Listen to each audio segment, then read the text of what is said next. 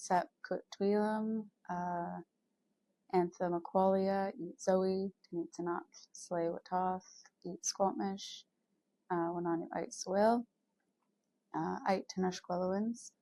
So I'm just saying in Kwikwetlem, my name is Zoe George, my ancestral name is Maqualia.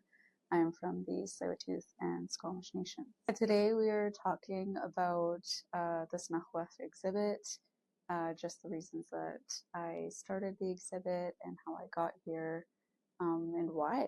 Just answering the big question of why. Well, I've been paddling since I was 13 years old.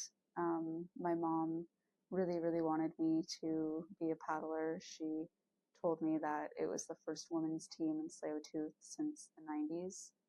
So it was really important to her and my family, and the community, to just have a team of girls in Burrard again.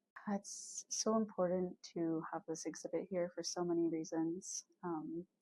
Like I said, SňxwəЛ and Squamish families have been here since time immemorial, and before colonization, this whole area would have been flooded with canoes and longhouses and Squamish and First Nations way of life, and to have that back here again is just very important.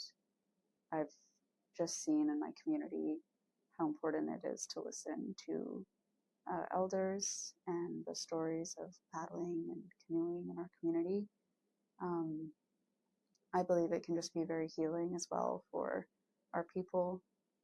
Seeing like young people than myself be a part of paddling is very touching, and I feel like it keeps our community very healthy and close together. I think it's funny just because even at races sometimes people will like come and sit on the canoes and kind of just like do disrespectful things without knowing, and in my mind I always just think like, oh, if only like people knew a bit more about us or a bit more about our culture.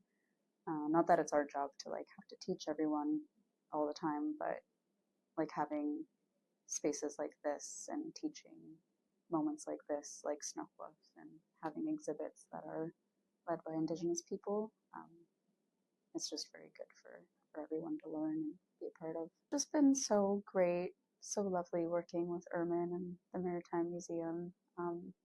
Everyone has been so kind and super nice and very supportive. The response has been just so great, the responses I've gotten from like other First Nations communities and people. And I always like when kids come in and when they're inspired, because it's kind of like the younger generation seeing and learning from Indigenous people is very cool. So we're changing the color scheme, which will be cool. So we're adding in like more maroon and burgundy colors, which I'm excited about because that kind of reflects like the colors of the canoes themselves. We're also adding in Squamish language, and I was learning about snõxwəL and just how Squamish people and families were actually here in snõxwəL, where the Maritime is, for a very long time. And so adding in Squamish language is very important to me. I think the biggest takeaway that I want visitors to take with them is just that First Nations people have a really strong sense of community. Canoe culture is very important to many First Nations communities here in Vancouver, Vancouver Island, into Washington State.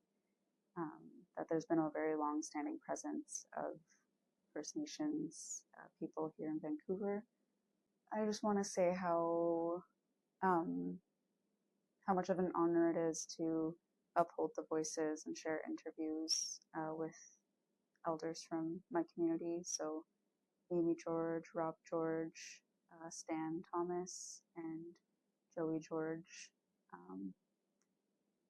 That was like kind of the whole reason I started all this, was just to uphold and uplift the voices of those who love paddling and have loved paddling for way longer than I have.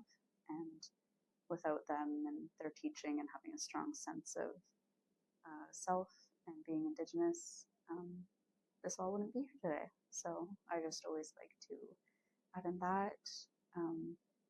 It wasn't just me who help do all this research and conduct all of this. Like, it was many family members and people from the Maritime, and even Wild Bird Trust, the other place I did the first exhibit, had so many people helping be a part of all this.